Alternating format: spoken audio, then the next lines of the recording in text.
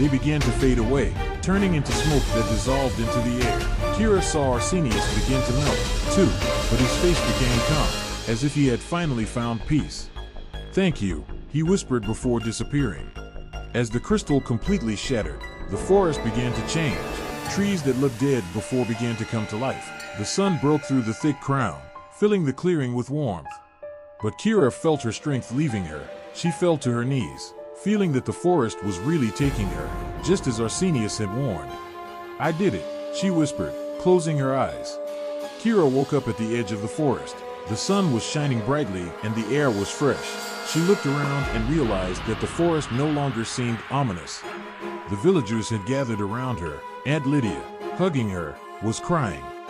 "You set them free, Kira.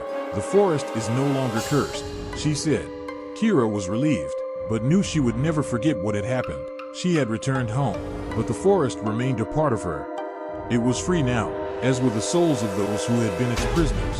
It had been weeks since Kira had destroyed the heart of the forest of the dead. Life in the village had begun to change. People who had once been afraid to even approach the forest were now quietly gathering berries and firewood there. The forest became ordinary, quiet, green and peaceful. But Kira could not forget what she had seen. Every night she had nightmares, Arseny's empty eyes, the crackling of the crystal, and the feeling that the forest was still watching her.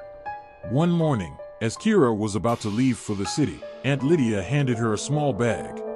"This is for you," she said, "as a reminder of what you did." Kira opened the pouch and saw a small piece of black crystal inside. It no longer glowed, but it still seemed strange and mysterious. "What do I need this for?" she asked. "The forest has left you some of its power," Lydia answered. "Now you are bound to it." Kira felt a slight chill run down her arm. She didn't know what it meant, but she decided to keep the crystal.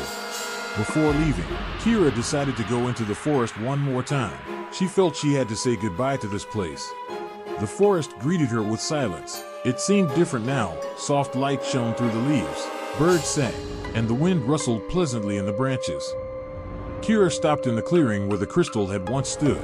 Everything looked peaceful here, but she felt a strange presence, as if the forest was thanking her. "Goodbye," she whispered. As she walked away, she thought she saw a familiar figure flicker among the trees. It was Arseny. He stood smiling before disappearing into the sunlight.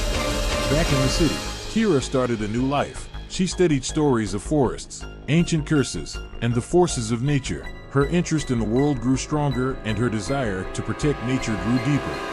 The piece of crystal was always with her as a reminder that even the darkest places could be freed by light.